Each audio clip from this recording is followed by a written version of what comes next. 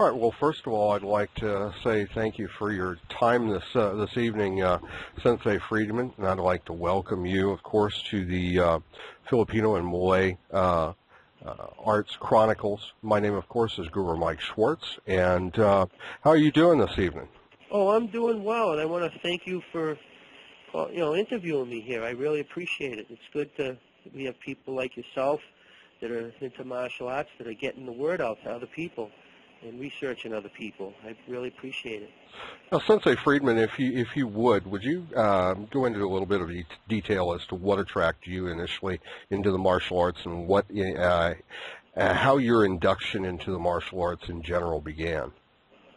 Well, it all started when I was a young boy. My dad was a pro fighter when he was younger, and he was also a bare knuckle fighter. So what this meant was professional fighting he did in the ring with gloves on. Bare knuckle fighting, he had no gloves on, and this was done outside of the ring, usually in secret, and people would bet money on this. So my dad was a champion in both arenas. So I learned boxing first, and then later on my dad taught me bare knuckle fighting, where how to headbutt someone's fist with the bone in your head, how to use your elbows and knees up close, how to use your chin to rub it into someone's eyeball. Some pretty cool stuff, how to use your thumbs and your knuckles. And then over a period of time, I told my dad I wanted to go in the ring. Now, my dad was against this because when he was younger, he went into the ring, and what happened was it was controlled by the mob. So when they want you to lose, you have to lose. Well, my dad doesn't take orders from anybody, so he didn't throw the fights, and what happened was is they threatened to kill him. So my dad kind of lost, his taste for boxing, and he got out of it and started training fighters. And then his fighters started to win, and they wanted my dad's fighters to work for them, and they didn't want to leave my father, so then they threatened to kill my dad. And, and then eventually these fighters dropped out of boxing, and my father stopped teaching boxing altogether. And later on in the years, when I came about, he started teaching me, but it was more private. It wasn't for in the ring. But as I didn't know this, I found out all this through my dad's friends. My dad would never talk about stuff like this. He's a very quiet guy. He kind of kept this to himself. But I found out why he didn't want me to go in the ring years later through his personal friends. They'd open up and tell me little tidbits about my dad. And so my dad didn't want me to go in the ring, and my nephews were starting karate school, and they were taking karate. So I asked my father, could I do that instead, because in karate you get to go to tournaments, and I wanted a fight, so where I wouldn't get in trouble. So my dad put me into some karate tournaments, put me into a karate school, and then I started doing karate and entering in tournaments, and and then I found out in karate a lot of that's fixed, because I was punching and hitting the guy and pulling the punches like they wanted me to, but I wasn't scoring the points. Sure. But when the other guy would hit me, he'd get a point. You follow? So I said, what the hell's going on? So then I throw a harder punch, wouldn't get nothing. The guy would throw a kick, whatever, and he'd get a point. So now I'm losing, he's winning, so then I would knock the guy out because I'm coming from a boxing background and a bare knuckle background. And then, of course, you were disqualified. Oh, yeah, I was disqualified. So I didn't know that the tournaments were fixed. I didn't know that. So somebody had to tell me. So after doing taekwondo, karate, and kung fu tournaments, I got all disgusted with that. And a lot of the stuff we were training for in the dojo, it wasn't practical on the street. Like in taekwondo, you wouldn't boot someone in the head in a street fight because I tried it and the guy tackled my leg, my other leg that was on the ground, and we got into a wrestling match. It seemed like the two things that worked for me for street fighting was my father's bare knuckle boxing and the jiu-jitsu that I learned. And in the jiu-jitsu, we learned a series of strikes to different parts of the anatomy. We learned how to do different types of throws and unbalanced larger attackers. We learned how to do joint locks. We learned many, many, many, different things with the jiu-jitsu. So when I would get in close and grapple with people, I would, hit them with a hip throw or a shoulder throw or take them down with a wrist lock. Or if they grabbed me on the ground, I'd go into my judo and I'd choke somebody out real quick. Judo is very effective.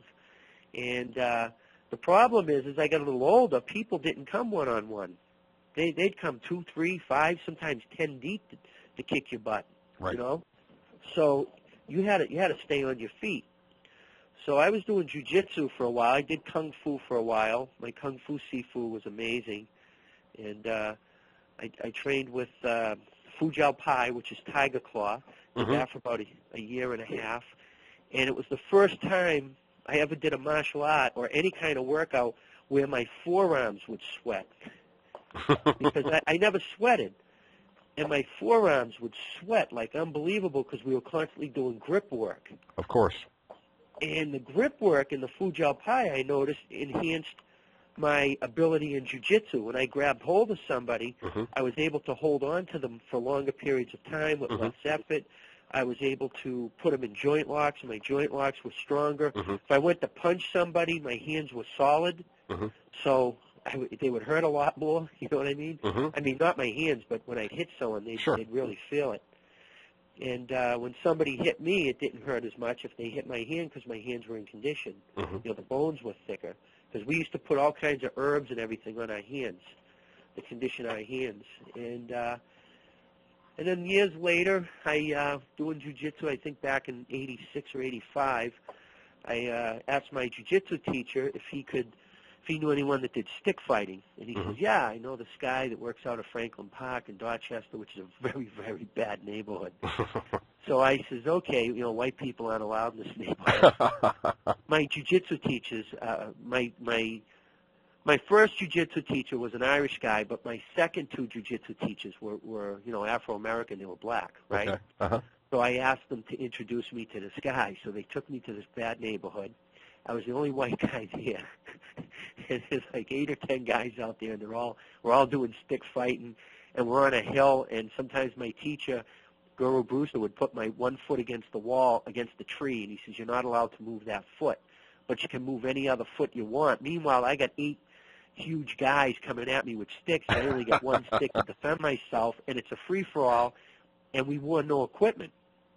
No helmets, no lacrosse gloves, nothing, and we were using rattan sticks. And sometimes people would ride by and yell out, get the honky, get the whitey, brother. And we'd all start laughing because we'd get a kick out of that. Mr. Brewster appreciated me because I wasn't afraid to go to that neighborhood. Right. But I grew up fighting my whole time because I was a white guy living in a minority neighborhood, and all the white kids didn't like me because I was a Jew. So I was fighting all the time. You know, doubly cursed. Yes. So I grew up fighting. So after a while, what it does is it makes you hard. It makes you like, you don't care. If someone looks at you the wrong way, you're not afraid. You just go at it. You just go over and punch them in the face, and whatever happens, happens. Sure. And my mentality is, okay, you're a bigger guy. You're more powerful. You may have more skill than me. You can even kick my butt, but I'm going to rip your ear off. Yeah, you're going to beat me up. You may even kill me. But my mentality is I'm ripping your ear off, or I'm breaking your finger, or I'm going to crush your testicle, or I'm going to bite you, or I'm going to do something that you're going to remember me. So that kind of got me through the neighborhood I was living in. And my guru, Mr. Brewster, he did the Anas Damano, or he trained with Anas Lanata from the Philippines. Sure. So it was like the 5 deadly strikes. That's all we did was 5 angles. And I noticed all the other Filipino martial arts had 12 angles. Right. And I was like, oh, what's up with that, Mr. B? Why don't we have 12? And he says, well, we do, but we don't count them. We only deal with these 5 angles because these are the 5 hardest angles to get out of the way of. So the philosophy is if we deal only with the 5 hardest angles, then when it comes in on all the other angles, it's a lot easier. So that made sense to me. So that's all we did was the 5 angles. And then later, Mr. Brewster would bring someone in who did Sarada, a screamer from Angel Cabali's camp, and we'd do a little working out with them. He'd bring someone in who did Dose Pares. He'll bring somebody in. Towards the end, before he passed away, he was training with the Kylie Illustrissimo group, you know, Bak Bakken. And, yes. You know, my guys were going down to New Jersey and competing for Mr. Brewster. I was fighting in tournaments for Mr. Brewster against the Bak Bakken guys, and we fought so good that they inducted Mr. Brewster into the Bak Bakken, and they brought him in, and he was part of that. I was never part of that, but Mr. B became part of that. So when Mr. B died about 3 years ago, I think, I can't remember, he passed his whole system over to me. So I'm responsible for the Boston Honors Club now, so I'm the heir to that system. So you inherited the Boston Arnis Club as well as you were certified in Jiu-Jitsu under Mr. Tetsugo Jiu-Jitsu. I'm the founder of the Freedman's Method Tetsugo Jiu-Jitsu system, and I'm the inventor of the Freedman's Method of teaching, and it's recognized all over the world. It's kind of like what Bruce Lee did, except what we do works. I mean, I'm not saying what Bruce Lee does doesn't work, but ours is more for battlefield stuff, meaning if I get close to someone, my jiu-jitsu is I'll put my finger in your eyeball up to the knuckle, or I'll get my finger up your nostril and snap your nose, or twist your chin in a way where it breaks your neck. I mean, it's not what you see on mixed martial art. It's a whole different philosophy. Our goals and objectives are different, meaning we do our best to stay on our feet. Where in Brazilian Jiu-Jitsu, mixed martial art, your goal is to try to achieve to take your opponent down and tap him out, or choke him out, or submit him. My goal is to kill the guy. Right. So if I got a pencil, I'm putting it in his carotid artery, or if I got a knife, it's going in his groin. Whatever I have, my goal is to win, period. If I go to the ground, we have a whole method of ground fighting, but it's not like what you see again in mixed martial arts. We don't wrestle. Right. We kind of roll like a crocodile. And we use the rolls to break ankles, hips, knees, ankles. It's like Dumog. You know Dumog, right? Of course. Well, you see how they fight in Dumog on the ground? Jiu-Jitsu is almost just like that. Think about it. You had armor on. How could you wrestle on the ground with armor? You couldn't. No. But you could roll with armor. You could do log rolls, and you could do triangle rolls, and you could do forward and backward rolls. Exactly. But you can't wrestle and sit up and fool around on the ground. Now, is what we do better than mixed martial arts? No, of course not. It's different. We're two different animals. So I'm not going to say anything bad about mixed martial arts because I'm just like the next guy. I love watching it. I respect all those fighters. I wouldn't want to fight any of them. But what we do, it's a different philosophy. We're after a whole different animal. We play for keeps, you know. And so our jiu-jitsu is recognized all over the world now. We got people, from all over. Sometimes I get different instructors that come stay with me and visit with me so I can enhance their jiu-jitsu. Then they go back to their country and they start using what I taught them.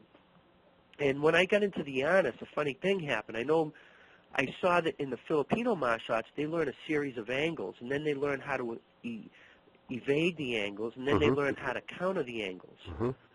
And then I applied that to my jiu-jitsu, but instead of the 5 angles, I came up with 9 angles, and those come off the sword, the Japanese sword. Because I saw some of the sword work, and I saw some of the angles, and I go, hey, because jiu-jitsu comes from the sword. Of course, great deal of similarity. Huh? A great deal of similarity, yes. Yes, it all stems from the sword. So it was structured to be a man has a sword, he's coming after you, you have no weapon, and you have to defend against this guy, and you only get one chance to get it right. And basically, it's the same thing you would do with a sword, but you just apply it to empty hand. Well, guess what? Filipino martial arts is the same way. Same thing. Except in Filipino martial arts, you learn weapons first, empty hand last. I found out in Japan, they did it the same way. You learned weapons first, and you never learned empty hand. Empty hand was something you taught to yourself on the battlefield in the moment of need. Right. They didn't have empty hand schools in Japan. That was all fake. They didn't have that. The empty hand schools came after the wars were all over and you weren't allowed to have weapons anymore. That's when the empty hand schools came about. So I was so excited to find this out that, you know, the jiu-jitsu was just like the Filipino martial arts. So instead of learning jiu-jitsu, you would learn the bow staff, which they would call bo-jitsu. You would learn knife fight, which would be tanto-jitsu. You would learn fighting with a sword, which would be ken-jitsu. You know, you would do, instead of doing aikido, it would be aiki-jitsu. Right. Instead of judo, it was jiu-jitsu. Right. So it was pretty cool. So that fascinated me when I started doing the research on the histories and, you know, where the martial art came from that I studied, and it made me proud. But it was the Filipino martial arts from the early 80s that opened my mind to the Japanese martial arts. Exactly. Now, what my teachers tried to do was keep me closed-minded. They didn't want me studying other systems. So if you were doing jiu-jitsu, you weren't allowed to pick up a taekwondo book. You weren't allowed to read about Okinawan karate. You weren't allowed to learn about Dumog, because I feel that we would have found out that what they're doing is missing things. They have gaps. Like our knife work in jiu-jitsu was terrible if you put it against a Filipino knife fighter. Right.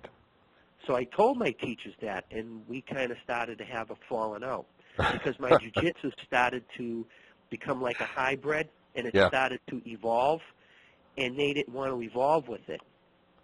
So what happened was with the jiu-jitsu is my sensei, my two senseis and myself, we had a big argument. We had a falling out, and they went their way. We parted. I went my way, and that's when the Freedman's method was born, back in 1989.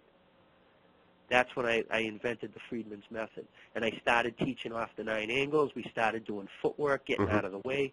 The main goal is whatever's attacking you, always make believe that that's a knife or an edged weapon. So if somebody was kicking you, I would treat the leg like a knife or a sword. If somebody was punching, that would be like an edged weapon. So I didn't block. We got out of the way and redirected it, and then our jiu-jitsu went from jiu-jitsu to Aiki jiu-jitsu. Then eventually, as we get older, it turns to Aiki jitsu. So the Aiki jitsu is where you become like a ghost. People punch and kick you, but you're not there. You see the difference? Where the jiu-jitsu is more, you're there and you're striking into the strikes that are attacking you. You attack the strikes. So if someone's kicking you, you kick at his leg. If they're punching you, you punch at his arm or you chop at his arm. That's like the jiu-jitsu. The Aiki jiu-jitsu is kind of like blending with the energy while you're doing that. And then the Aiki jitsu is just not being there, and the guy runs into a thumb or runs into an elbow or his arm just breaks, and it's like magic. It's almost like you disappear. And that's the high level of, there's 3 types of jiu-jitsu. You have jiu-jitsu, Aiki jiu-jitsu, and then Aiki jitsu. So, and Aiki jitsu is the highest level of the bujitsus, empty hand bujitsu. Aikido was supposed to be an advanced version of jiu-jitsu, but instead of Aiki jitsu, it was called Aikido. But the difference was people trained where they wouldn't hurt their opponent. And in jiu-jitsu, it's the opposite. You want to kill your opponent. That's your goal. Makes a great deal of sense. And I myself came upon a similar realization. My background was in Mudakwon, Taekwondo, and Hapkido with teaching of Judo. And it was the Filipino martial arts that opened my eyes as to my decades of traditional Korean training and where that all actually led to, and from where it all came. It's amazing what the Filipino martial arts does. You know, it only makes you better. You know, so why not do it? why waste not waste your time, but why not do it? Why would you pass something up as beautiful as the Filipino martial arts? And it's just going to enhance whatever you do. If you're doing karate, Filipino martial arts is going to make your karate better. I saw guys that were Taekwondo guys, and they did Filipino martial arts, and their Taekwondo evolved. Exactly. It was amazing. I mean, I wouldn't mess with these Taekwondo guys after they learned the Filipino martial arts, because it changed their Taekwondo completely. You know? So why wouldn't everybody do that? You know, it just makes sense, you know, to do that. But, I think it's a matter of opening one's mind, because, as you say, the experience that you had with your jiu-jitsu sensei, in that they would prefer to have things remain traditional and have the student stay closed to almost any other system. I think the evolution of that martial art then dies, obviously, because it stays within that tradition. Yeah. You know, too, when I researched, I found out what actually tradition was. and what classical was, and it wasn't what I think Bruce Lee was saying, and how Bruce Lee said classical mess, and it's just like stances and blocks and punches. That's not classical martial arts. Bruce Lee had the wrong idea about that. The true classical, the true traditional way of martial arts is to take what you learn and be creative with it, to create with it, not to become stifled. And I think a lot of the guys that Bruce Lee met or went against didn't have the whole martial art. They had pieces of the martial art, and that's what Bruce Lee called classical mess. And to him, he was right, because that's what he saw and that's what he experienced. But true traditional martial arts is no technique. It's just concepts, principles, science, and creativity. A lot of creativity. A lot of people don't know that. They got it backwards. They think traditional martial arts is very mechanical and very choppy and very stiff and stances and blocks. It's not. It's the opposite of that. And I know this through Jiu-Jitsu, because through the Jiu-Jitsu, when the masters would come out in the old days in the dojo and demonstrate a waza, a technique, they were trying to showcase a concept and a principle, but the students were too caught up in the awe of the master. Oh, he floats on water and, walks on air and, and he burps rosebud. So I mean, the guy never makes a mistake. He's perfect. So whatever he did was perfect. So what the students did was they wrote down every body movement and gesture the guy did, and they memorized every movement, and they cataloged everything. And then when the master passed away, all they had left were all these techniques. But no one had the martial science of what made these techniques work in battle. So the teacher would say, don't pay attention to the technique. Pay attention to what makes the technique work. Why does it work? But these people their minds weren't that developed, where they weren't that creative to be able to recognize what the master was saying. Plus, the masters were good fighters, and they were probably lousy teachers back then. I mean, how many times have we experienced a great martial artist, but he's a lousy teacher? Absolutely. I mean, I experienced that a lot. So my thing is, a lot of these masters, they were terrible teachers. I mean, look at the Philippines today. The Filipino martial art is pretty much, it's like almost dying out over there. The Filipinos don't want to do it. They rather do Taekwondo and Brazilian Jiu-Jitsu over there. Right. Because the way the masters teach it, they end up hurting the students. And what Filipino kid today is going to want to go over and get whacked around by a stick? You know what I'm saying? When he can go out and play video games or something, Of course. I mean, so I think a lot of the Filipinos, they're getting disgusted, with the kids and the people, because I have a guy who comes here who teaches Penjak Salat. He hasn't been here in a while, but he's Indonesian, Ismail Sujati. He's friends with me on Facebook. And his son is like a 6th-degree black belt in Jiu-Jitsu. And Ismail's pissed because he's like, dude, you're Indonesian. Learn Silat. Learn the family art. The kid doesn't want anything to do with Silat. Because in the Salat, they kick your ass when they're teaching you that. Sure. They bang you up, they injure you, and then what they do is they teach you how to heal yourself. So his son doesn't want to do that, so his son joined the Jiu-Jitsu school, and he's like a 6th-degree black belt in Jiu-Jitsu. I heard he's pretty good, He's also into bodybuilding. So the kid must be a force to reckon with, but Ismail keeps trying to talk him into doing Silat. He's like, you've got to do the family art so it doesn't die out. None of the kids want to do it.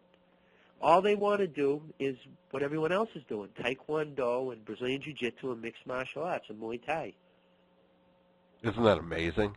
Well, it's happening like that in Japan, too. From what I hear, there's Brazilian Jiu-Jitsu schools all over, Japan. Now, there's nothing wrong with that. Sure. But sooner or later, these combat martial arts are going to be gone. Like my teacher, he was in World War II. He was at the Battle of the Bulge.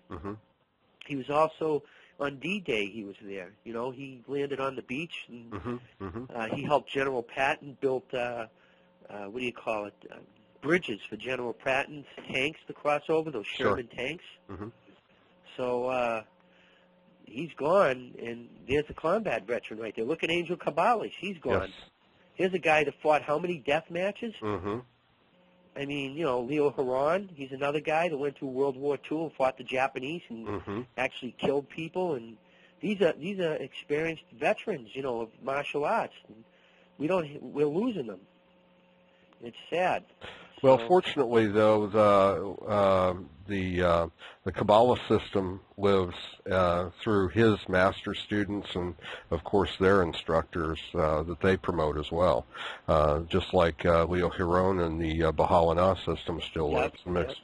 So it's still alive. It's not dead or dying, but what I meant was that the guys that the systems are still around, but the combat. The experience of guys that actually use the art in death matches or used it to kill, and they've actually killed people with it. These are your true experienced warriors. There aren't that many of them left anymore. That's so true. That's what I'm talking about. I mean, there's a lot of systems that are going to be left around, but if you look at what they're doing, they're trying to make Filipino martial arts an Olympic sport. Exactly. What? That's going to kill the art. That's going to turn it into like Taekwondo or Brazilian Jui Jitsu. Nothing wrong with that if that's what you want to do and it's a sport. But I was always taught Filipino martial arts was combative. It's not a sport. We fight in tournaments so we can better each other, not to win a trophy. That's right. We don't go for the trophies. And a lot of the tournaments that Mr. B had us go to, there were no trophies. You just basically fought after you shook everyone's hand, and then you would go sit down and talk to the guy and say, hey, you got me because I got you because you kept making these gestures and your tells were this, this, and this. And then he would say, well, I got you because your tells were this, this, and this. And then we both pull out notebooks, write our tells down, and then we go home and we work on them. And we try to make it so we don't have the tells anymore. That's what the tournaments are designed and structured to do. But it seems like everybody's out for the trophy and they want a title. They want to be a champion or something. When I went to tournaments, I didn't want to be no champion because it's fake. You're really not a champion because you got a helmet and a glove on. You want to be a champion, take the glove and the helmet off and use a real stick. Watch how everything changes. It changes a great deal. Certainly, I've done my fair share of sparring with nothing but rattan. Yep, me too. And that's the way I learned it. I never even knew there was equipment until I met Edgar Salidi out in California. When I went out there in the 90s, the first time I ever met Punan and Gudo Edgar Salidi, and I met Felix Valencia. I stayed at Felix Valencia's house. I actually went out there to train with Herman Sawanda, Penadaka Herman Sawanda, in the Manda Muda system of Silat. And while I was there, I was training at Dan Insano's Institute with Herman Sawanda. And Felix said, would you like to train with my guru in Lameko Eskrima? I said, well, what's that? I never heard of it. And he says, well, come on over. I got to call my guru and see if it's all right. So he called up Edgar. Edgar said, yeah, bring him down. And I went down there, and I started working out. And Steve Tarani was there. And then there was some guy named Leonard Triggs. Did you ever hear of him? Sure. He was there at the time. And it was Edgar Salidi. Leonard Trigg took a picture of me and Edgar, and he never gave it to me, that bum. So he's been bummed for that. So I don't even think he remembers me. But it was because I was kind of like a nobody. So basically I worked out all week with Edgar and all week with Herman Sawanda. And then Felix kind of brought me over to meet Richard Bustello, and I met him, and I got along really well with him. And he was constantly fixing his toupee in the mirror. And so I was like, what's up with this guy in the toupee? Why don't you just shave it all off, buddy? I always said that to him. He was a funny guy, Richard Bustello. I got a kick out of him. But Felix left me with him for like 4 hours. I'm like, I'm going to kill this guy, Felix. So, but yeah, I trained with Edgar, and Edgar wanted me to be part of his backyard gang or his group. I forget what he called them. He said, I'd like you to join my group because the last day there was a Sunday, and they spar every Sunday. Sure. So Felix says, well, you're not part of the group, so you're not allowed to spar. You can warm up with us and work out, but you can't spar. And I said, I don't mind. It's your thing. So we warmed up, we worked out, and then I had to go sit off and watch them all spar. And I noticed they had helmets and forearm guards and these special bell things like a mug you stuck your hand in, padded sticks. And I said to Felix, what is all that stuff? He says, well, it's armor, so we can go full contact, not get hurt. I'm like, we never use that stuff. We just use the stick. And then I'm saying, damn that Mr. Brewster. I was aggravated with him. All these years he's beat me up with the stick, and I didn't know these things existed, you know. So then I was watching, and there was a guy there at the time. I don't recall his name, but this guy was Filipino, and he was very angry. He had on wristbands, and he had like 3 blades around his waistband, and he was a chain smoker. And I said to Felix, "Who's that guy?" He said, "Oh, he hates everybody. You know, he only likes Filipinos, and he doesn't take anybody on as students. You know, and if he does take a person on, it's very rare, and he trains them privately, and no one knows about it." So I said, "Oh, okay." So then I was watching, and everybody was going through the routine of sparring, and then finally Edgar says, "Peter, you wanna spar?" I said, "Sure." So they came over and they gave me a helmet, a 4-round thing, and a glove, and I went out there and I started sparring, and Edgar was really impressed because I don't back up. So he was like, "Wow."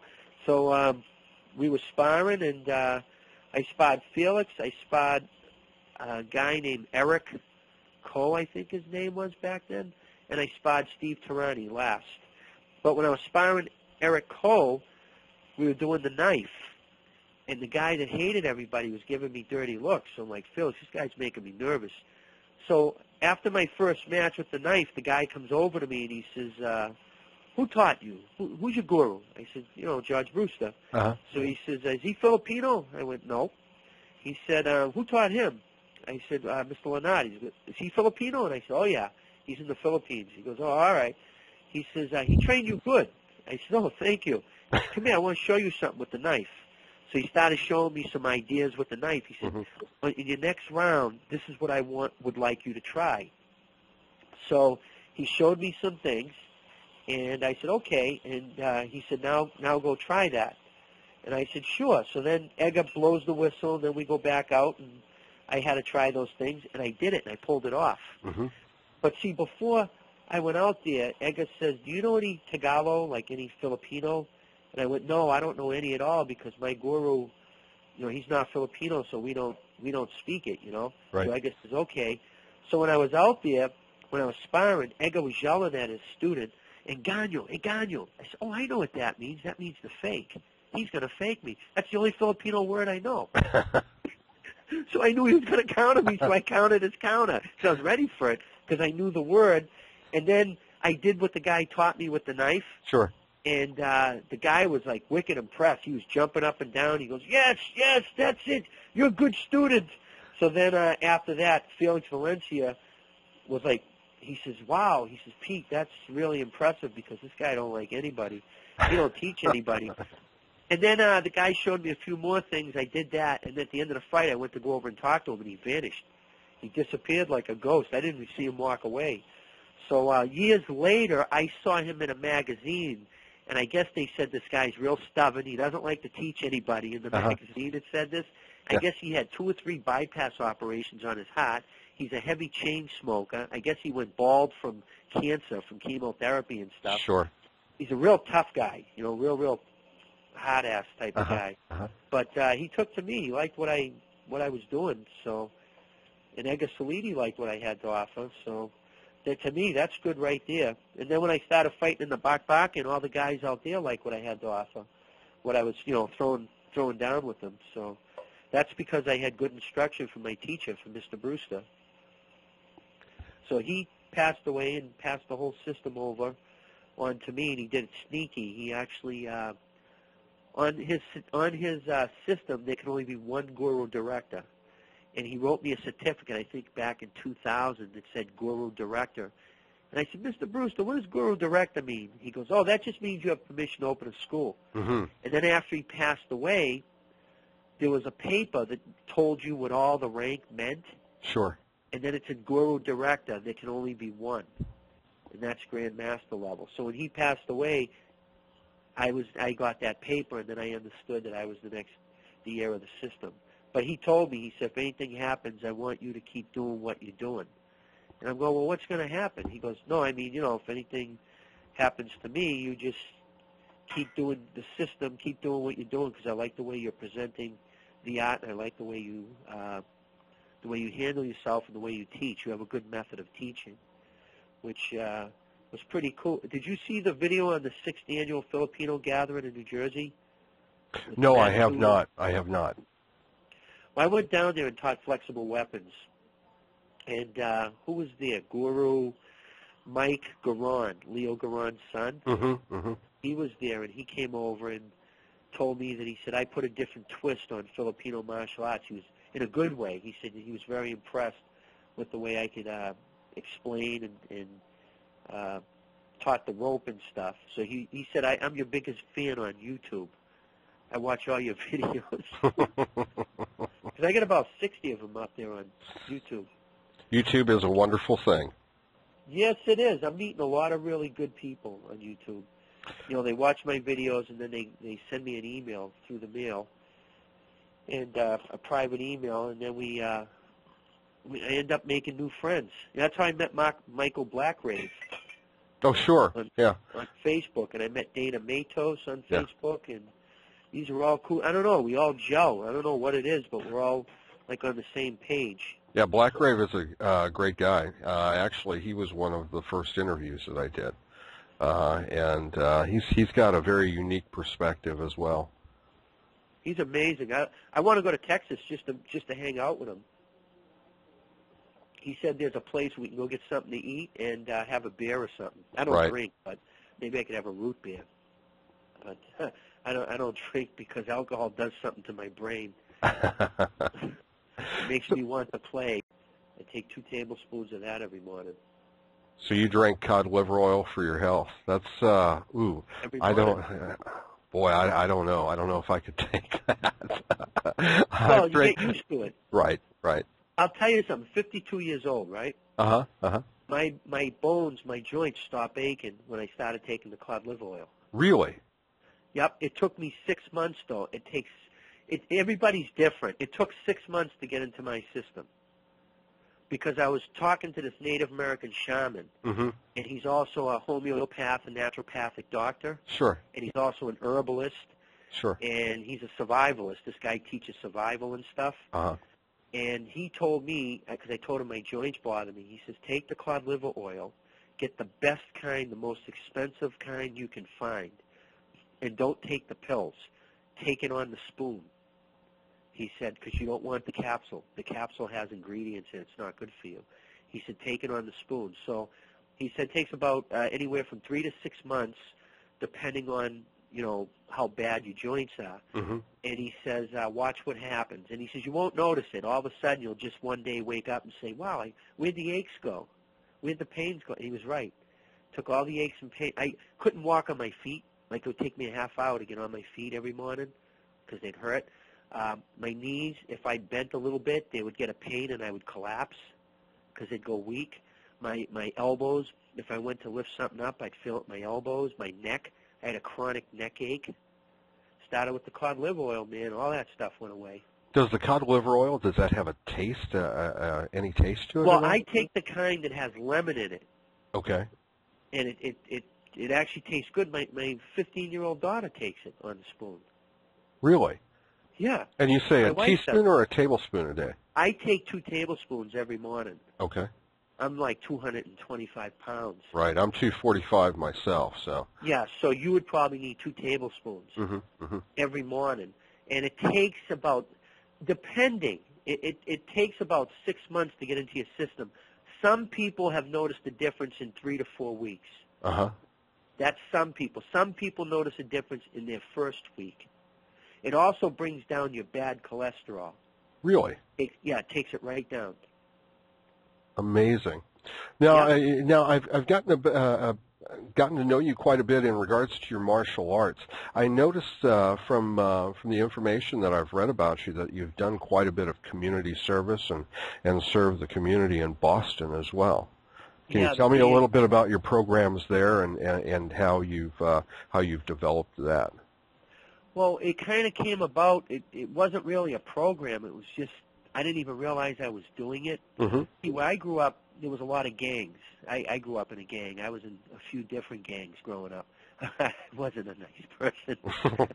But as time went by, I learned to.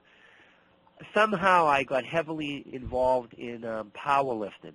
Mm-hmm. There was a guy who was a friend of the family who was a respiratory therapist who did about 3 or 4 tours of Vietnam and a couple of tours of Korea.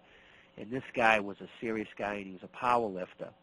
And he knew everything about anatomy and nutrition, and he started coaching me because I was very, very skinny. But I was a good fighter. I was very wiry, I was very fast, and I was really, really good.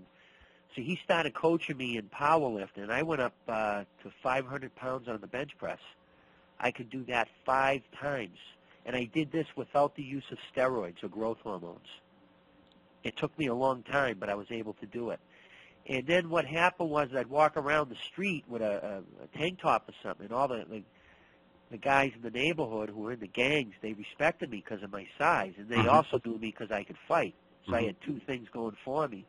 So some of the guys came up and said, hey, could you teach me? Could you show me how to build my body up? So it started that way, and I had a little gym in my basement that I worked 2 or 3 jobs, and I started buying bodybuilding and powerlifting equipment off this company out in Holyoke, Mass. Called Jubinville.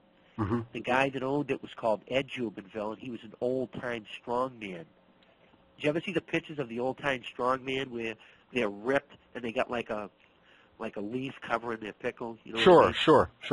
You know, and they could do all kinds of strange things with their body. They could do like different movements, like make their body move all around. It looks freaky. Well, this guy could do that. Anyways, he got some guys together. They learned how to weld. The welding was terrible, but it was good enough. It wasn't pretty. They welded some equipment, and they used some pulleys that weren't that good, but the stuff worked. It was crude, and it worked. And I started, it was like, for a lap machine, it was $128. For a leg press, it was like $180. For a bench press, it was like $55. You know what I'm saying? So the stuff was cheap. So I went and got 2 or 3 different jobs. I was bouncing. I was working full-time, doing something else, and I was collecting money on the side for other people. So I started getting all this money, and I just started ordering equipment. The UPS guy hated my guts. I was ordering dumbbells that would come in boxes. The guy couldn't carry it. I had 150-pound dumbbells being delivered, and the guy says to me, he says, I hate you, you suck. And I go, yeah, I know.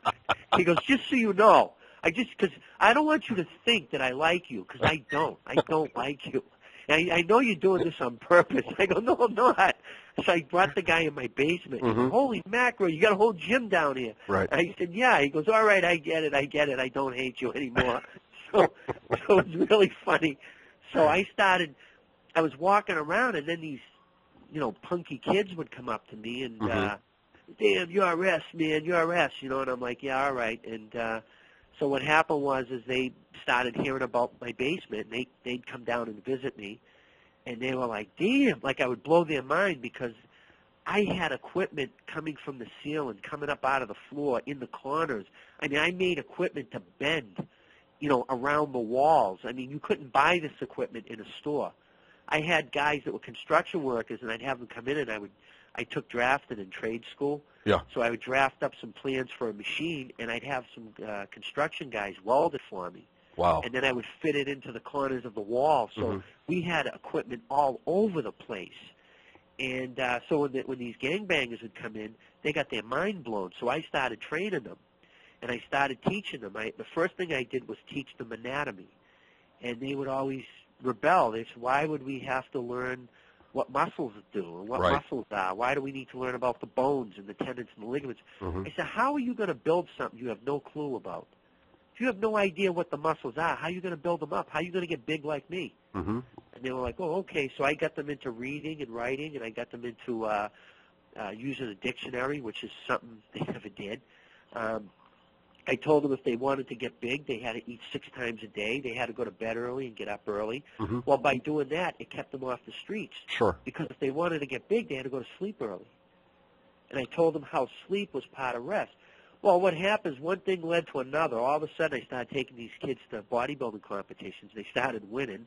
I sent them to powerlifting competitions. They started winning. And I didn't even know that much what I was doing because I was still learning from books, I was learning from other lifters, and I had this one guy, the respiratory therapist, that was teaching me, Mm-hmm. how to lift and do all this stuff. So I passed this on to the kids. The kids and some of the adults who were in trouble, who were in and out of prison, they really, when they came to me, they were ignorant, meaning they didn't have good reading and writing skills. Sure. So they started to develop reading and writing skills. They started to learn. I got them interested in reading. So now they weren't just reading nutrition and anatomy books and weightlifter books. They started reading books about science and history and business and buying houses and how money works. You understand? Sure. Now these kids, half of them turned out, I got one or two of them, they're professors at Harvard. They went from street kid to Harvard professor.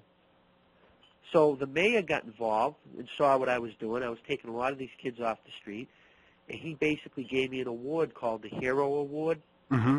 And he did this thing where he says, Peter, we're really glad that what you're doing. You're doing a real good service for the city of Boston, and I want to present this Hero Award. And he gave me that, and then I just kept. I don't know. It wasn't a program. I just did it. I didn't plan on any program. The kids would come in, and I'm talking like teenagers and younger kids, and then I'd get young adults in their 20s, and then older guys, and I would just teach them. So they'd pay $35 a month to join my gym. If they didn't have money, they'd do a trade-off. They would clean the floors or put the weights away, wash the mirrors. So I made it affordable for everybody. Mm-hmm. So when they would come in, everyone had to learn anatomy. Everyone had to learn nutrition. Everybody had to learn how to lift weights with proper bone alignment so that they wouldn't get hurt. Right. They had to learn how to tighten certain muscles when they were lifting weights so that they wouldn't damage their joints. Mm-hmm. And I started turning out champions. It was amazing. Now, the martial arts, I didn't teach anybody. I always taught that privately where nobody could see that. And then years later, a bunch of guys asked me if I would start a jiu-jitsu club. Mm-hmm. And then I had my jiu-jitsu teachers actually teach the club. And then I started joining in on the club. And then that's when I got involved with Filipino martial arts and had to fall out with my teachers. And they left, and I get stuck with teaching, because martial arts was always, private and personal. Sure. I didn't like to teach it publicly. So we just basically did it in private, But that's how I got involved with these different things helping kids out. And then I started getting phone calls from different middle schools and high schools, and I started going around and doing lectures in the auditoriums for groups of kids about bullying and about training and about getting off the streets. And then they asked me to do radio talk shows, and I started getting on talk shows. Next thing you know, I'm on TV talk shows. Mm-hmm. And I was interviewed on many, many different TV talk shows. They wrote many articles on me in newspapers, and Us Magazine did an article on me. Then I had a writer come in, and he wrote over 40 or 50 different martial art articles with me, featuring me back in the early 80s and the mid-80s and early 90s. Mm-hmm. And I got all the articles here. So, I haven't been in anything since, because I'm kind of like a hermit. And my students are getting aggravated. That's why they started making videos on me. They said, you got too much to offer. You got to let people know you're around. And I'm like, why? They said, because you're funny and you got a really good martial art. I trained the Department of Defense 2 years in a row. Mm-hmm. They loved what I taught them. I taught the Sky Marshals. They loved it. And I did the Mountain Soldiers a couple of times, and I taught them. And I got Marines here. I got federal agents coming here. I got all different types of people, police officers. And no one knows I'm around. No one knows where I am because I don't have a school. I'm teaching out of my garage, and there's no sign.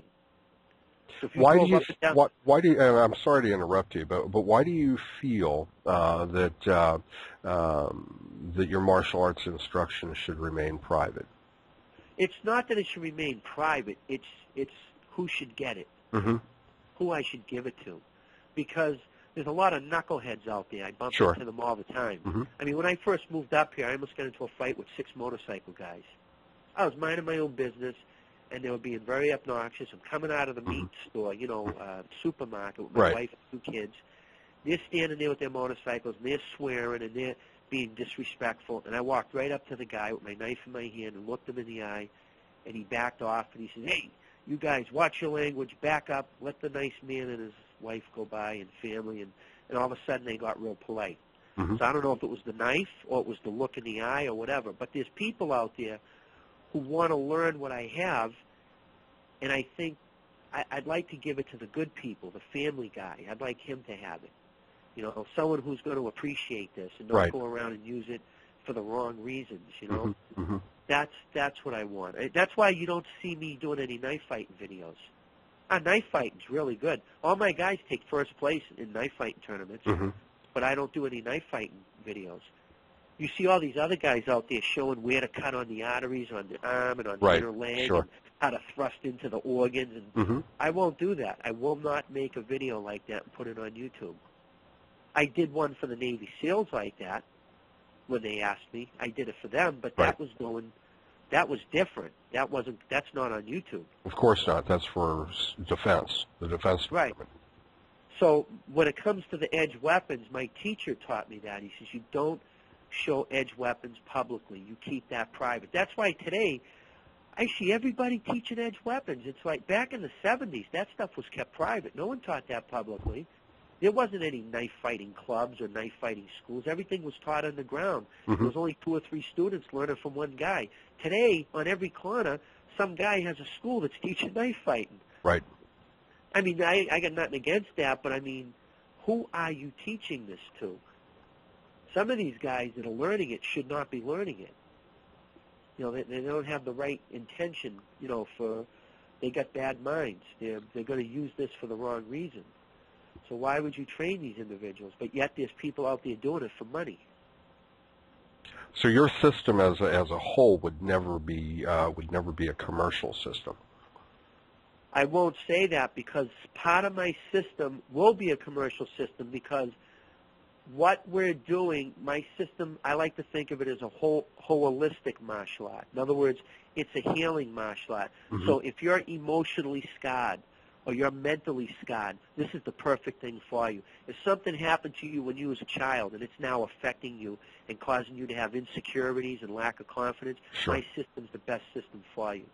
If you don't know how to fight, you want to learn self-defense, it's a good system too. Mm-hmm. But more importantly, what I like doing is dealing with the people who are emotionally scarred and mentally scarred. Mm-hmm. And they want to come out of that and they want to heal. So I like to think of my martial art as a healing art. It's very deadly, don't get me wrong. I mean, this system is a killing system, but Sure. it's also a healing system. I've changed so many people's lives. I've taken killers off the street and converted them to pacifists. Okay? Mm-hmm. Hardened killers off the street and converted them to pacifists. I changed them completely around. I changed their whole life. This is the challenge I like. I love this challenge. So that part of my art is see, that's the side that my students want the public to have because they feel with all the bad stuff going on in America and all over the planet, Mm-hmm. my method, the way I teach, can make a lot of people happy, can lift people's spirits, and that's what they want people to have from me. They want that part of me to teach the public so that the public's spirits can be lifted, but I'm only one man. You know, that's the problem. If I could train others to be like me and have them spread it and teach people, you know, the love and the joy of healing Sure. through the martial art, we're using the martial art as a vehicle or as a bus to get us to where we want to be, and that's to heal. So some people, in order to heal, need to learn to fight first so they know that they can take care of themselves, and then they can let their guards down, and we can start working on their insecurities. Some people don't need that. We can start working their insecurities right away. Each individual is a different person. Every human being is like a fingerprint. We're all different. So we think different, we feel different, we talk different, we walk different, we know different. We're all different. So every person is special to me. So I have to work with everybody individually. I may teach the same thing to my whole class, but I may pull someone aside, you know, to the side of the class and tweak things for that individual. I may use my verbal communications to communicate with this individual to reach his subconscious mind. So therefore, that individual can start the healing process. So what do you feel? What do you feel the largest? What is your largest class been as far as the population of the class itself? Do you stay with a small class environment, 5 to 10 students? Yeah, we have more? anywhere. It could be anywhere from 3 people to 18. Mm-hmm. You know, it varies. It depends on who's coming to class today, who's not coming to class today, who's you know, it's like, you know, how hot. Where I live right now in New Hampshire, a lot of these people, they're out there working with chainsaws and picks and axes and mm-hmm. shovels, and you know, they come out. They work like they're up at 4 in the morning. They start work around 5:30 every morning. They get done about. They get done. Oh Jesus! Sometimes about 6 o'clock, 7 o'clock at night, and then they come to class and they're beat. Sometimes they don't make it, so sometimes we have a big class, sometimes we have a little class. But I've taught workshops where there were over, you know, 200 or 300 people. Mm-hmm. That was fun. But I don't really always do it that way. You know, usually our classes are very, very small. Not because I want it that way, it's just that people don't want to drive and travel where I live right now, because I live in the middle of the country. Sure. And when you refer to your teaching methodology as a healing teaching methodology, by that you say you like to introduce your system to those who need to be healed or who've been scarred. And by that you mean those that may have been abused or been in those types of situations to where they've been taken advantage of? Yes, that's Okay. what I mean. Okay. They could have been physically abused, mm-hmm. mentally abused, emotionally abused, or abused the other way. Sure, sure. You know, there's many ways to be abused. Of course. And these are individuals that never, psychiatrists and, you know, they don't work. You sit on a couch, and basically all they do is they say, okay, go ahead and talk. Tell me about this. Tell me about, but they really never get to the matter of what's healing them. And sometimes you're going to think I'm a little cuckoo on this, and I understand you if you do. Sometimes what's ailing them may not be from this world. It may be from a past life, and it may be spiritual in nature. It may be something on a psychic ability, on a psychic level. Mm-hmm. You understand? Sure. So everybody has what we call an etheric body. Mm-hmm. This is a body of energy around your body. Mm-hmm. Everybody has chakras. These are wheels of energy that line up and down the center of your body. Mm-hmm. Okay?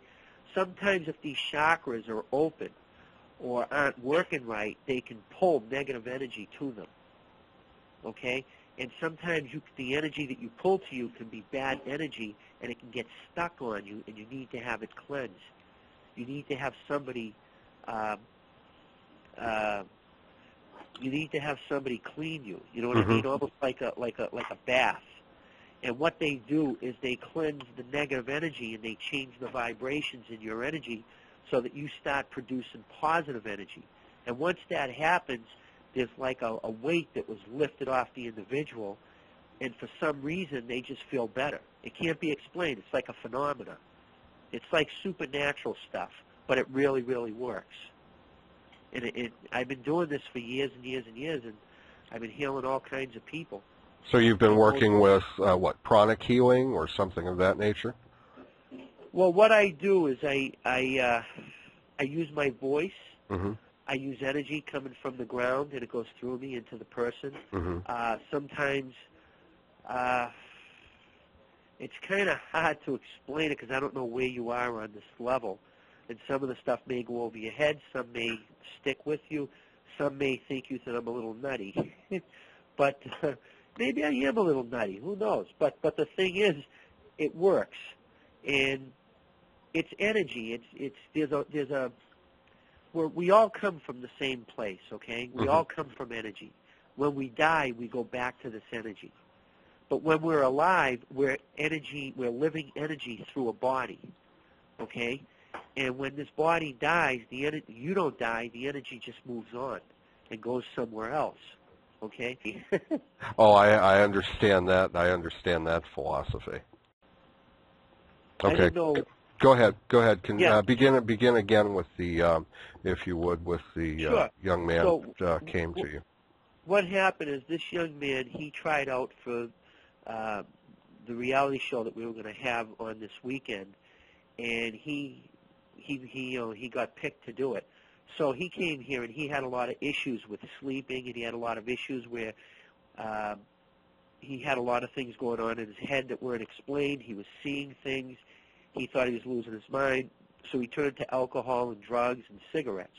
And then he started getting into trouble as well, with people, and eventually I think he got in trouble with the law a few times. Mm-hmm. So what happened was I talked to this kid and worked with him for one day, and that when he went home that night, he had a sound sleep. Now, it was the first time the kid slept in a long time. His parents were impressed that they couldn't wait to meet me after they saw what happened. The second day, the kid couldn't wait to get here, and I spent the second day with the kid. And after the weekend, even the camera crew saw a difference in this kid in one weekend.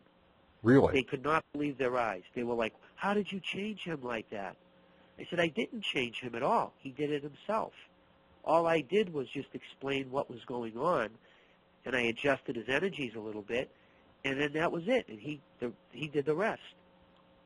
And he changed, and he feels better, and he's I don't know how he's doing now because I haven't talked to him in a while. Mm-hmm. But that's kind of like what I do. I don't know how to explain it, but when I come into the company of people, I use the energy from within my body and around my body to adjust everybody in the room. That's why I can't be around large groups of people for a long time, because I get drained. Mm-hmm. Mm-hmm. People drain me, and that's why I don't like to put my hands on people. Sure. I like to because when I put my hands on people, I'm exchanging energy with them. I'm giving them some of mine, and I'm sucking the bad energy out of them. And sometimes it sticks with me, and then it takes me a while to get rid of it. And if I don't get rid of it fast enough, I become physically ill. Sure. And this is why I'm sick all the time, because I'm always helping other people. I'm always draining their negative energy. They come here depressed, they leave here happy. Then I'm depressed. So I'm always like, man, So that's why I stopped doing hands-on healing for a while, because I was, when I started working on people, I went from nobody knew who I was, and then all of a sudden I had 5 or 6 people a day, and this went on 7 days a week. And after a while, I couldn't keep up. I was getting really, really sick. So I had to stop. I had to put everybody on a hold and just tell everyone I don't have the time anymore. Right. Because I was getting sick. But people were getting healed. I mean, some of the healings that were going on were phenomenal. Mm-hmm. So I don't like to say, I'm better than a doctor because I get in trouble, but I'm not. It's just different. It helps the doctor do whatever he's doing. It just enhances it, makes what he's doing better. Sure. So I work with it. But so in regards to the reality show, when are we to expect that to be produced and promoted? Well, see, that's the thing is I'm in the dark like you are. I don't know, because they're still working on it. In other words, I'm not even supposed to be talking about it because I signed a non-disclosure. Mm-hmm. Yeah, but they've been working on it for the past 2 years now, and this is the year it's supposed to take off. But I don't know when. They could call me tomorrow and say, "Hey, we're coming up. We're going to sign papers, and this thing's going to happen." So when that thing takes off, that's going to open up a lot of gateways and doors for me, and I'll be able to reach more people. Absolutely. But that's what I mean is I want to be careful who I give what I do, who I give this art to, because it is a deadly art, but it's also used for healing. It's done both.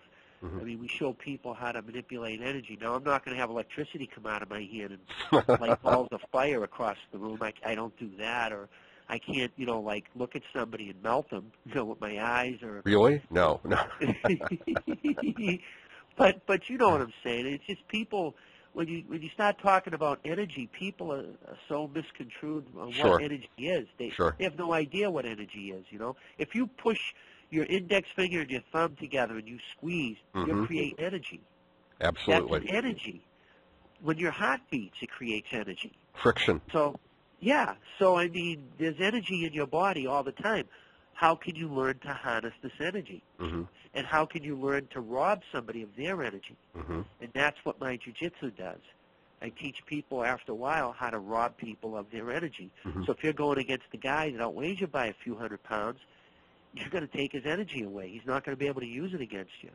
But you got to take the time to learn this art. And this art is deep, and it takes a long time to learn because it's all based on energy. And everybody learns about energy at different moments in time in their life. Some people are ready for it now. Some people aren't ready for it for another 10 years. Right. And you don't know who that is or when.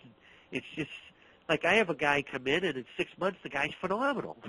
How the hell did he do that? And then I got guys that have been with me for 10 years and still can't do what this guy can do in 6 months. Sure. So everybody's different. That's why I say everyone's like a fingerprint. We're very special, and everyone needs to be treated special. So what is your feeling in regards, I mean, we discussed a little bit regarding the differences between your methodology of teaching jiu-jitsu, as it were, as well as the difference between that and, of course, the mixed martial arts of today.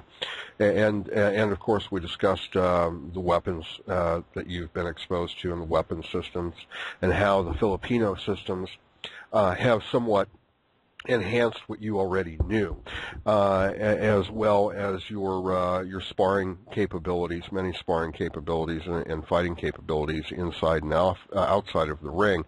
When it comes to a stick fighting art, how do you feel that would be developed or could be developed beyond just say something of the nature of like a weight calf to a situation where you would have full contact with sticks, as well as open hand kicks and grappling and stick grappling? It's all in the science of who's teaching it. It's all everything in a nutshell to answer all those questions. It's in the science of who's teaching. Okay? It doesn't matter what martial art you do. It's who is teaching it. Is the individual capable of taking a science and putting it into your brain so that you can comprehend it? I tell my students, everything I teach you is baloney until you can understand it and make it work. So I'm teaching baloney right now because it doesn't work because you don't understand it and you can't make it work in a fight. So until you can comprehend what it is for yourself to the point where you can make it work, it's baloney. It's baloney and cheese. So the thing is... But do you feel but perhaps do you feel that bologna and cheese, as it were, with stick fighting and jiu-jitsu in combination, could come to the ring of the mixed martial arts, or where UFC is today? Well, see, what's going on in UFC and what's going on in combat martial arts is, see, a lot of people think UFC is combat martial art. It's a sport. Right. Anything with rules is a sport. If you add rules to it, you can't poke to the eye, you can't do small joint manipulation, right. You can't crush anybody's windpipe, right. You can't, purposely, destroy someone's groin, you can't break someone's knee on purpose. Well, then that's a sport. I'm not saying that these mixed martial art guys can't handle themselves in a street fight. I wouldn't want to fight any of them.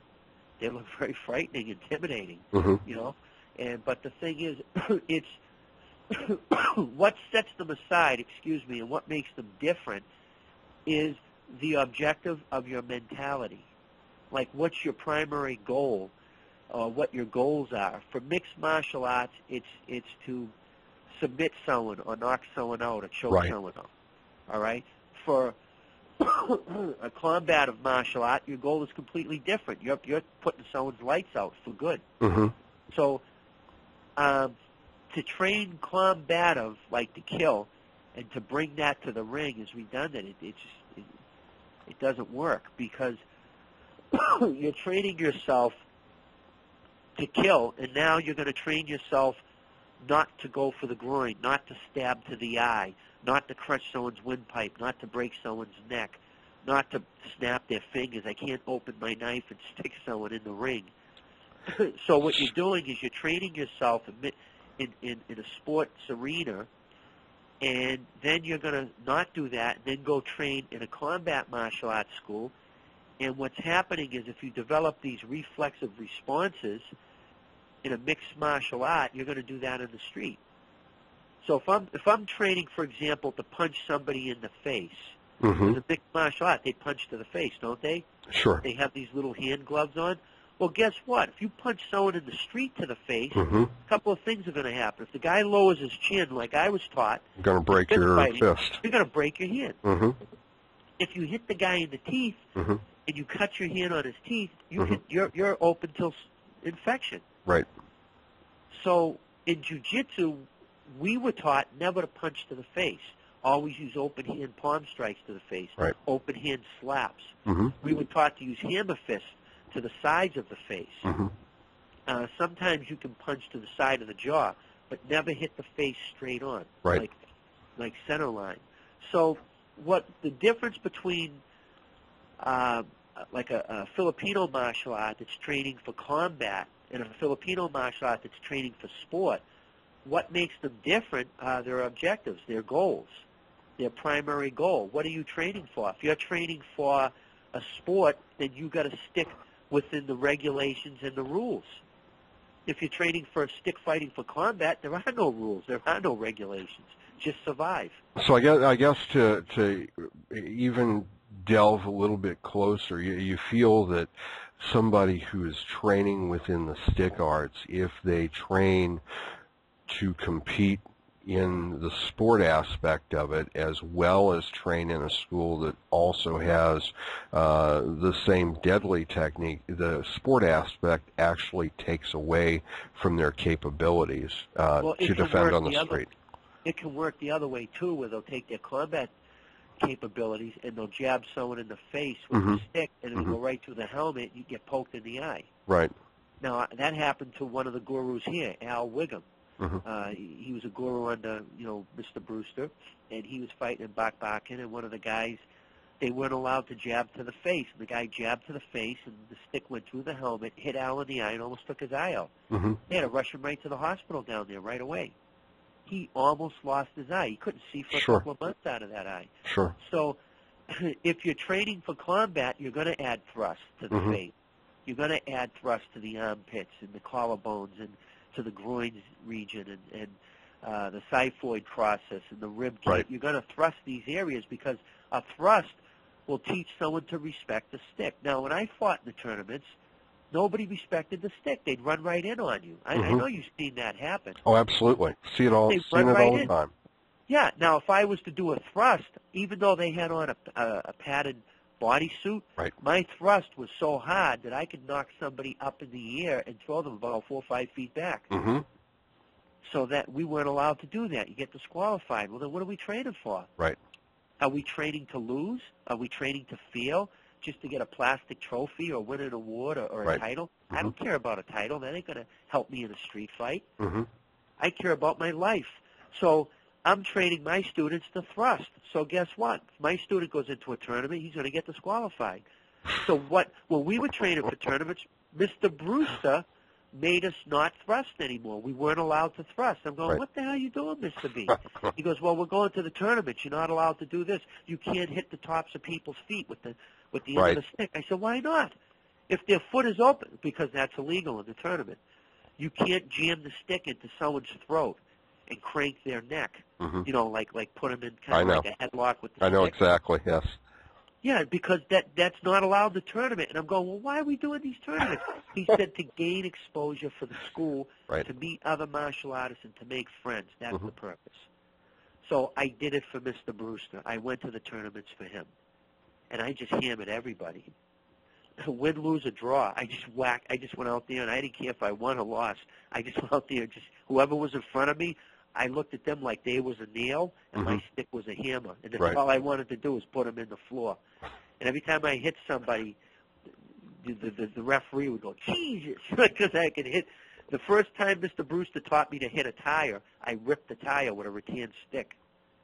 Because I used to be so damn strong from the weightlifting. Sure.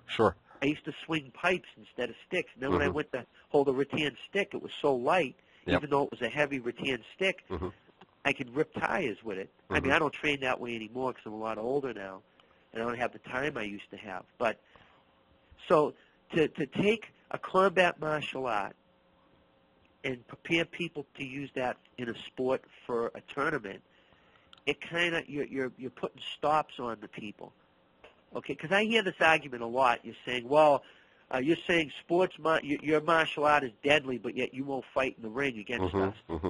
You won't take your combat martial art and fight and see how it weathers in the ring. Of course not. Of course I'm not going to do that. Why would I go and try to kill someone in the ring for a trophy or a couple of bucks?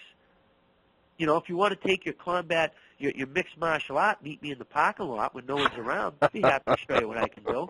I may pull out my .45 and blow your head off because I'm playing for keeps. It's not. I mean, I respect these fighters. I respect their athletes to me. Sure. And I respect them. I have a lot of. I would not want to fight them because they're tough guys. I could get really hurt, but I could also go to prison. Right. I'm not prepared to go to prison right now unless I really have to. So that's the argument right now. Well, these guys are tough guys. They're mixed martial art guys. Yes, I'm not doubting that. But what they're doing is a budo. I do bujitsu. Bujitsu is the art of killing. Budo is the art of preserving the arts over the years, keeping it alive. That's what Budo is. It's a way of training the martial way to keep it alive so it doesn't die out. Bujitsu is done behind closed doors. Sure. You know, it's private because you're teaching people how to take lives. That's why I got 3 or 4 Marines here, and they're going, why the hell aren't you teaching the Marines this? I get the mountain soldiers saying the same thing. I got the federal agents telling me this. Why aren't field officers here learning from you? It's all red tape. That's what's preventing me from getting in. It's always the red tape. Right. You know, because I'm not up on the ladder. I'm not part of the crew. I don't know the secrets of what's going on behind closed doors. Therefore, I don't get hired. So you know tell what? me. I don't want to be hired. I don't want to know the secrets. So tell me what you're feeling, and I've got an inkling, but I'm going to ask the question anyway. Go ahead. When it comes to law enforcement, and when it comes to even private security, or let's say or club security as a cooler or a bouncer, if you will, how do you feel about the use of pressure point manipulation? Oh, it works. And the effectiveness. Oh, it works. You know why? I was a bouncer for 8 months in one of the toughest clubs in Boston. 3 people got killed in that club. Got stabbed and shot in 3 different times. Every time I had to throw someone out, my joint locks always worked. My pressure points always worked. They never let me down. I also worked for a private security company in Boston, and I was a special police officer in the city of Boston as well. Right. So all the stuff I did, I never had a problem. Anytime the cops had a problem, they'd come get me and then turn me loose on whoever it is we were supposed to arrest. And I would go over, talk to the guy. Most of the times, I would talk to the guy, and the guy would just turn around and give me his hands, and I'd cuff him. I wouldn't have to do anything, and the cops would be amazed. And I said, you know what you got to do is you got to swallow your ego when you talk to human beings. You got to treat them as human beings. Now, there's certain individuals that are mentally gone from drugs or alcohol. Right. No matter what you say, they're bent on hurting you. So those individuals, I just take them down, cuff them, and stand them back up again. It's not a problem. So pressure points, joint manipulation, very effective if you know what you're doing. Right. If you don't know what you're doing, you're learning it as a technique, it's never going to work for you. I'll give you an example, okay? When I moved to New Hampshire, I saw this big workout warehouse club or something. I don't know what it was called. Did you ever hear of Ted Arcidi? I'm sorry. He's the first man to bench press. Ted Arcidi. Oh, sure. He's the first man to bench press 700 pounds or whatever, 705. Anyways, well, when he was going to dental school in Boston, he came to my basement where remember I said I had a gym in my basement? Yeah. Well, Ted Arcidi came down there and pumped iron there on a few different occasions, so he knew me from there. Well, when I moved to New Hampshire, I saw this workout place. I went in there, and it was Ted Arcidi's place. He owns it. So we started talking, and there was this guy from Thailand in there, and this guy was a pretty big guy. He's a state trooper now in a different state, not in Mass, not in New Hampshire. I forget, I don't know if it's North Carolina or wherever it is that he moved to, but he's a pretty big guy. He bench presses like 345 or 350. I forget how much he lifts, but he was a pretty big guy at the time. And he heard Ted talking to me, and this guy would always go in there and buy his vitamins from Ted Arcidi. So when he heard Ted giving me respect, talking to me about martial arts, he says, "Oh, you're a martial artist?" I go, "Yeah, I teach it." He goes, "What do you teach?" I said, "Jiu-Jitsu." He goes, "Oh, I do Kempo and I do Brazilian Jiu-Jitsu." And I said, "Oh, good for you. That's good. You know, Kempo's a good system. Brazilian Jiu-Jitsu is good." So then he says, "Well, I'd like to come over to your place and check your place out." I said, "Well, I'm teaching out of a garage." He goes, "That's all right." Anyways, he came over here, and he was helping me move stuff out of my basement and out of my garage because we were trying to make a dojo. Okay. He was helping me clean up. Mm-hmm. While he was here, he said he had a friend that was a first or second-degree black belt in Aikido. Okay. And we got into this topic about joint locks on how they don't work. And I said, "What do you mean they don't work?" He says, "Well, every time I wrestle with my friend who's a second-degree black belt in Aikido, I lock him up, and I don't lock him up, but I wrestle with him, and I take him down, and none of his locks work on me." He said, "So therefore locks don't work. They have no use." And I says, "Whoa, be careful there because you're upsetting me." Right. I said, "Locks do work." And he says, "No, they don't. I have no confidence in them." And I said, "Okay, how do you wrestle with your friend?" He says, "I don't know. We just start horsing around." So I said, "Okay, let's me and you horse around right now, right here." And he's like, "What do you mean?" So I started pushing him on his shoulder. I said, "Come on, come on." I grabbed the back of his neck, and I started pulling. I said, "Come on, show me what your friend does." All of a sudden, he went at me. Boy, this kid was a bull. I shouldn't have did that because I got the washing machine and the dryer right there. I thought we were going to break it, right? Right. As soon as he grabbed me and he put some force, I locked him right up. He said, "How the hell did you do that?" I said, "I don't know. Let's do it again." We went at it again, locked him right up again. Every single time I locked him up, manipulated him, and moved him all around the room, and he was up on his toes. He said, "How did you do that?" I said, "I did it because I don't go for a particular joint lock technique. I can lock you up with any part of my body. Whatever part of the body you grab, that's the part that's going to lock you up. So if you grab my belly will lock you up. If you grab my throat will lock you up. If you grab my leg will lock you up. So I'm not going to take my hand to take your hand off my leg and lock you up. I'll use my thigh to lock up your arm. I call it fast locks. I'm going to be doing a video on this in the future. But I blow everybody's mind with this. I even go to Aikido guys like this stuff. Kung Fu guys love this stuff. One time I'm not going to mention it, but I took a seminar with a very famous guy who's known for this stuff, and I locked him up, and he couldn't get away from me. And after that, he was pissed at me, and I had to leave his seminar. So I won't mention names because I don't want to hurt the guy's feelings or get him more upset at me and then end up with a lawsuit because he heard something on the internet. But joint locks, if you learn the concepts and principles and you learn the skeletal system, they work. That's what this joint lock book is I just made. It teaches you how this is done. And we're actually going to come out with part 2 to this book. I'm trying to get the PDF files and everything so you can review it. But what it is it's a book that explains why joint locks work, and it shows the inside of the body when the joint is being locked up. Don't forget, in Jiu-Jitsu, there are no locks. All the locks in Jiu-Jitsu are actually breaks. The only reason we do locks is so we can practice them in the dojo without hurting anybody. Right. But in reality, if I put you in a finger lock in the street, that's a finger break. If I got you in a knee lock in the street, I'm breaking your knee. If I got you in an elbow lock in the dojo, in the street, it's an elbow break. Right. So we follow completely through because there's a key for every lock. So if I hold you in a lock, sooner or later, you're going to figure out how to get out of it. And there's a reversal. Yes, you'll reverse it on it. And there's a reversal for the reversal. Yes, the counter to the counter, we call it. It just keeps going. It's infinity. Right, and that's exactly. Where you have, and that's where you have fun. Anybody that knows true martial art knows that. Yeah. People who don't know true martial arts wouldn't understand what you were talking about. That's the one joy about, similarity or joy, joy for me in Hapkido as well. We do this, it's a similar philosophy. Do you know the history of Hapkido? Somewhat. I haven't delved. I mean, I haven't delved too much into it to where I could say that I was a scholar. No.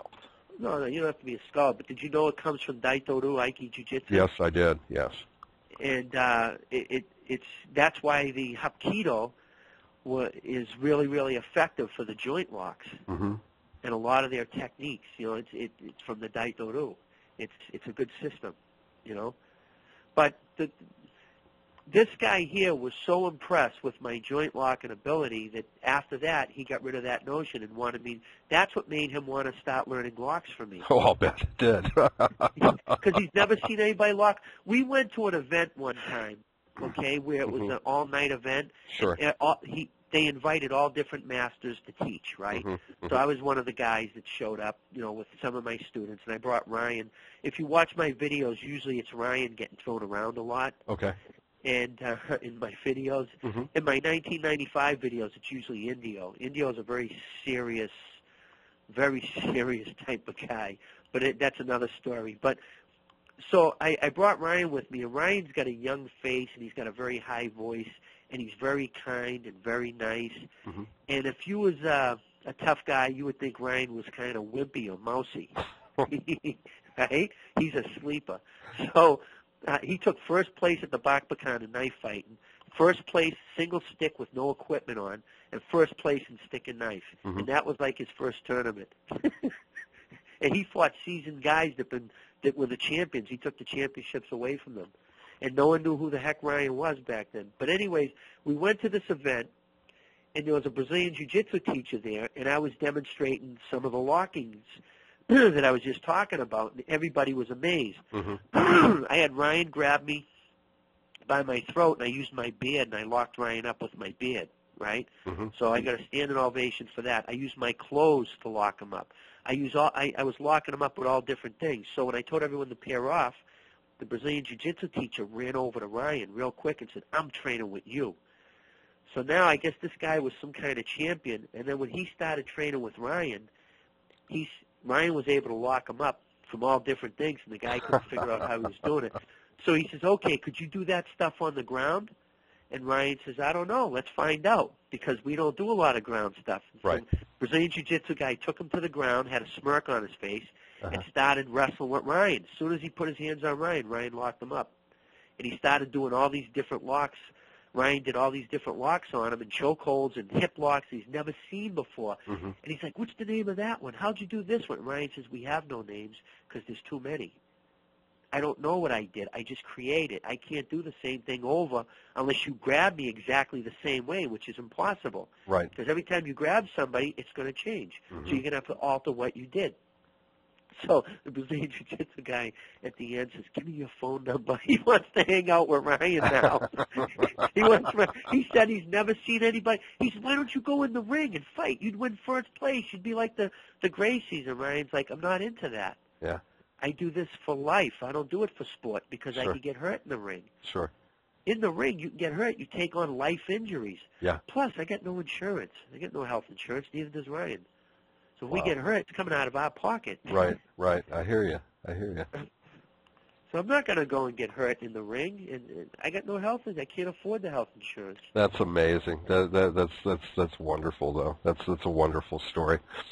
Well, the thing is, all my people are humble. They're Mm-hmm. all nice guys. You'd come in, and we just had a flute workshop here Sunday, right? This is a professional flutist. This guy is like Carlos Nakai, with the Native American Indian flute. Sure. Mm-hmm. His name's Warner John, okay? He's unbelievable. He plays the Native American Indian music and stuff. He came here, and we had 7 guys here. He was blown away. He says, "I've never been to a place where everybody was just so nice and the energy was so positive." And I said, that's how we are. That's what this martial art produces. He said, "When I heard of martial arts school, I got a little nervous," he told me. Because, everybody's all ego and Right. pumped up. Sure. And he says, "I come here, and everybody's so sweet, nice, and kind. It's completely different what he thought it was going to be." And now he wants to come back and do more flute workshops, which we want him back, because I love the Native American Indian flute. Mm-hmm. It attunes your chakras when you play it, and it raises your level of vibrations up, so you can connect with your higher self. It's a beautiful thing, the flute.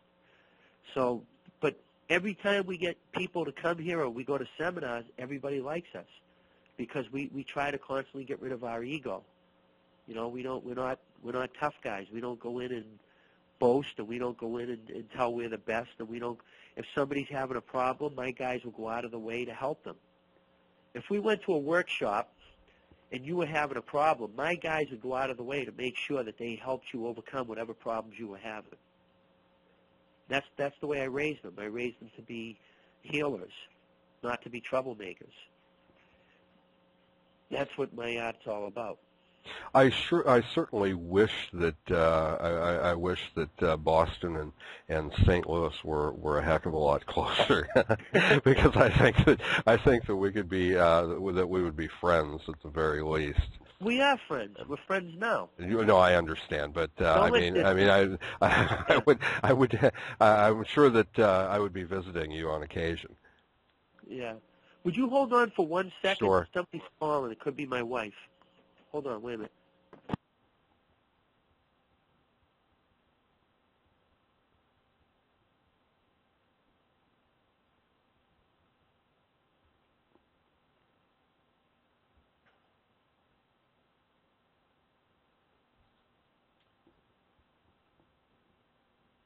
Hi, Mike? Yes, sir. Sorry about that. Not a St. problem. Louis, do you have blues music there? Of course we do.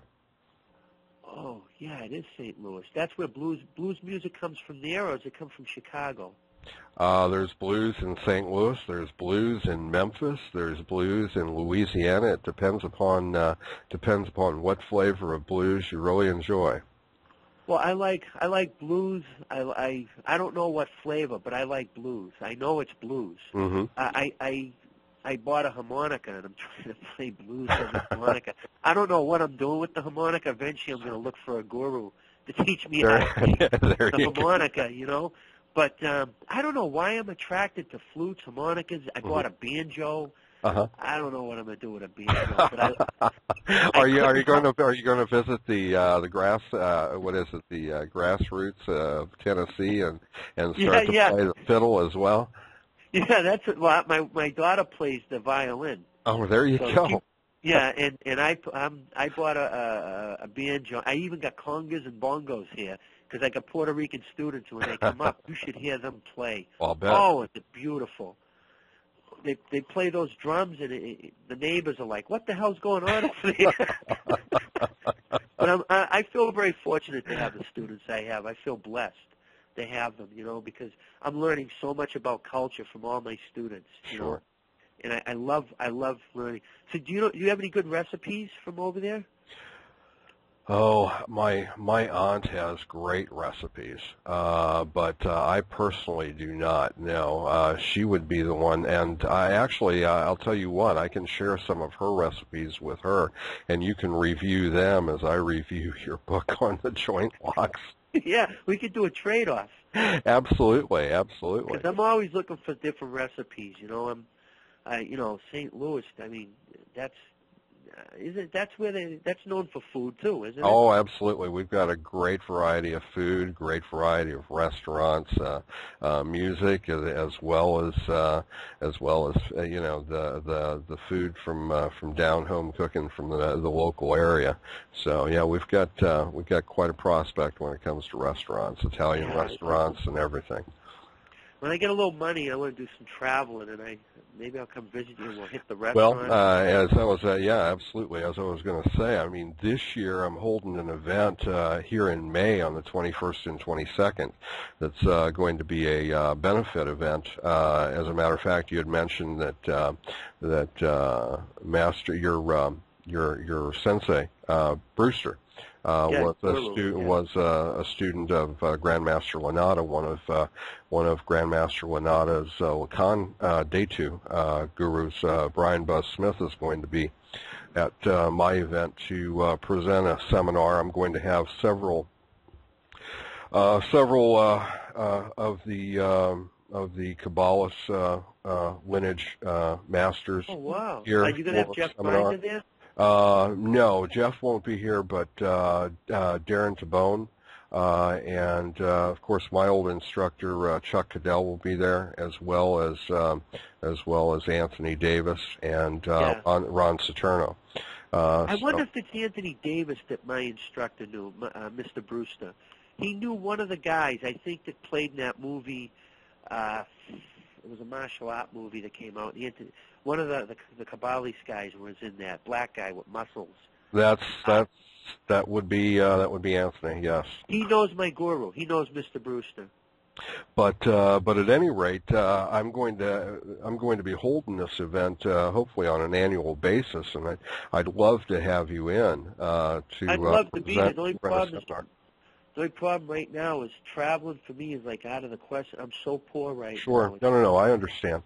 Right now, it's my student Ryan who's actually helping me make all the books. He's using his own time and investing his own money to help me get the books off the ground. Hopefully we could sell them and the money could come in and help me kind of get out of debt a little bit. You know? Well, as I was saying, I'm pretty booked this year, but maybe we could bring you in for next year's event at the same time.